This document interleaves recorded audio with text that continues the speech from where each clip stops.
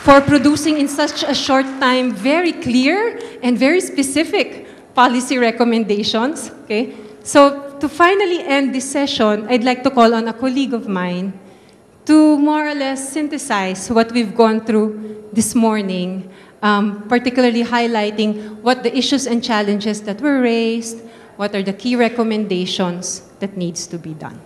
Jing? There are, I think, 5 sections. The first is our main message. We've already heard that disadvantages experienced by women are exacerbated by disasters and climate change.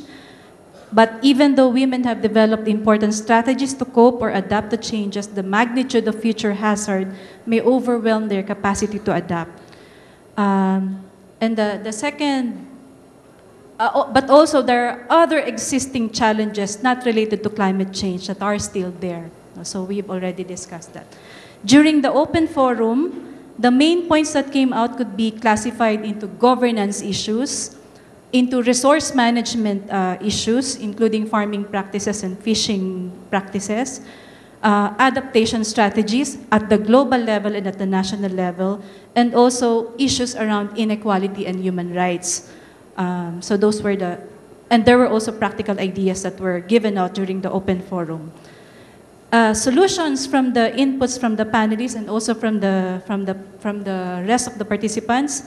Solutions included organizing women themselves, conducting policy dialogues, also community-based resource management actions, the right to land or security to land tenure, sustainable agricultural practices, and relocation. Recommendations could be classified into 4, not yet including this, but from the speakers. The first one would be increased investments in agriculture. We've already mentioned flood-resistant crops, etc. Improving soil quality, water for irrigation, biodiversity. The second set of recommendations are around access to land of women, which is what Lorena Aguilar mentioned during the first day, which is one of the fundamental principles in climate change adaptation.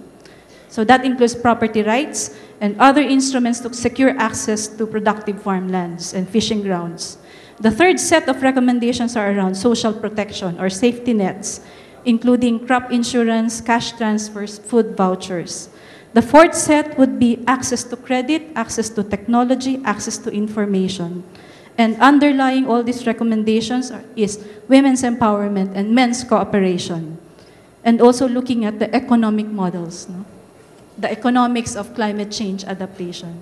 The fifth set would be around suggestions for the Manila Declaration. Sorry about the papers. For the Manila Declaration, we said we need to include sustainable agriculture in the declaration and what it means. Also, promote initiatives for renewable sources of energy, and also strengthen the perspective on human rights in the Manila Declaration. So that's it from the panel, and we will also include these meta cards. Thank you, Jing. So with that, we'd like to thank you for attending this morning's parallel discussion cum workshop. Okay, and to end, I don't know if they've taught you this, but have you heard of isang bagsak? Yes, isang bagsak. Maraming salamat po. Good afternoon, everyone.